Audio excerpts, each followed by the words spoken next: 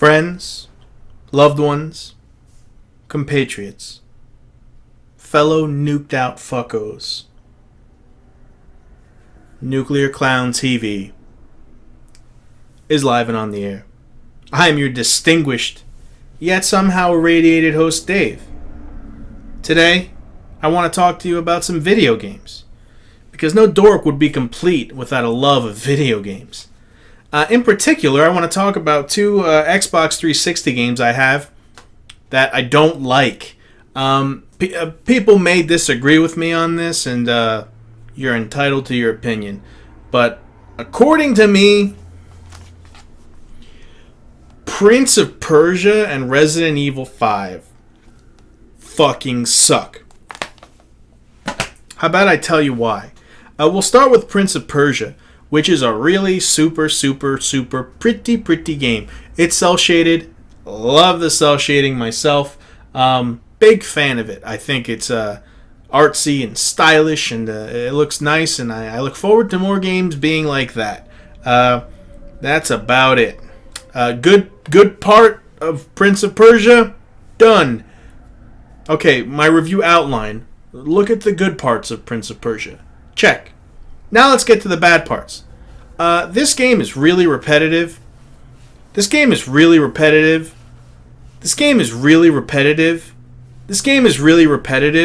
And it claims to be open-ended, which is a flat-out lie.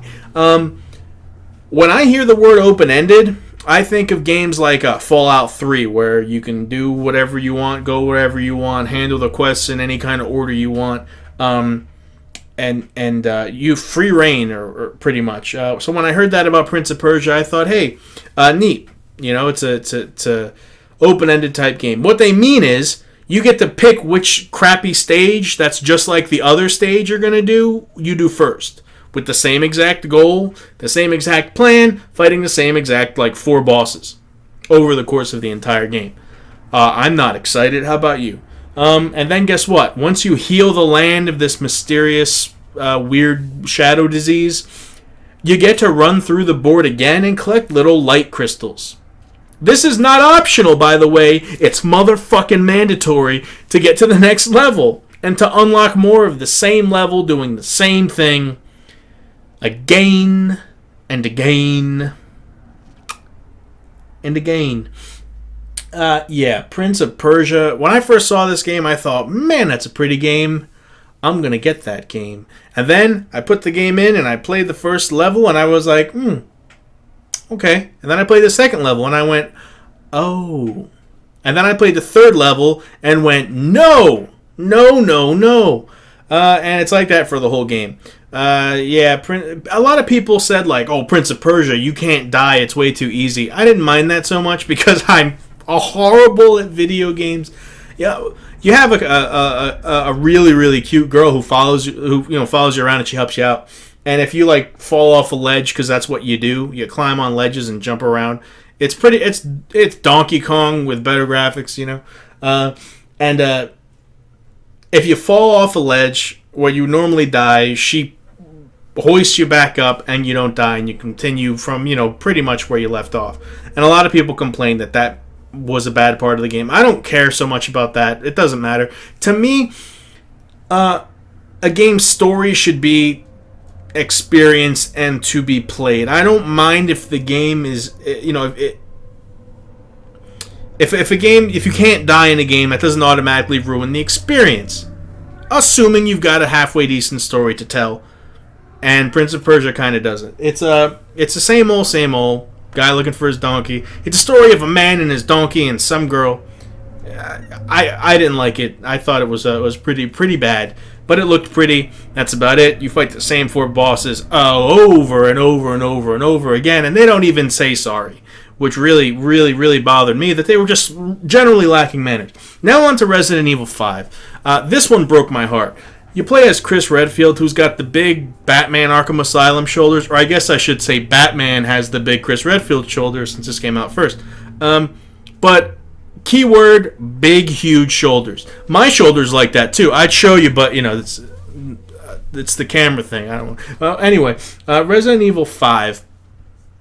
I was really super duper looking forward to this because Resident Evil 4 knocked my socks off. It was so tremendously good, and it breathed new life into Resident Evil, the stale, shitty game series that we all know and used to love back when it was good. As far as I'm concerned, Resident Evil 1 for PlayStation 1 was a masterpiece. 2 and all the other ones were crap. Then they redid Resident Evil 1 for the GameCube, another beautiful, beautiful masterpiece. And then they did Resident Evil 4, which was great. Those are the three, in my opinion, the three only good Resident Evil games. The rest of them, crap. And 5, it plays just like 4. And I know you're going to say, well, Dave, if 4 was so great, this plays just like 4, so you should like it. That's a good argument, but it just doesn't work. I think Chris Redfield is just about as bland and vanilla a hero as you could possibly ask for. And the girl Sheva, Sheila, whatever, she's really obnoxious. She's hot as the Dickens, though. But, for example, when you're fighting that bat thing, and she even suggests to you, she's like, let's get it on either side. And you're like, what a great idea. I'm going to run around on the other side and you wait. Don't follow me. You just told me, let's get it on either side. Okay, you wait here. I'm going to run over there, okay? And we'll shoot this thing and we'll kill it. And we'll get out of here and we'll get some McDonald's. And she follows you. And there's no way you can kind of give her orders. You just kind of hope she doesn't screw anything up.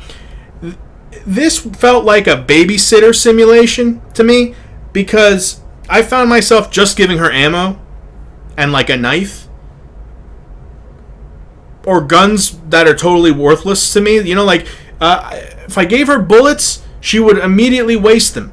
Immediately. Like she was doing it on purpose. And she used up all the bullets on purpose.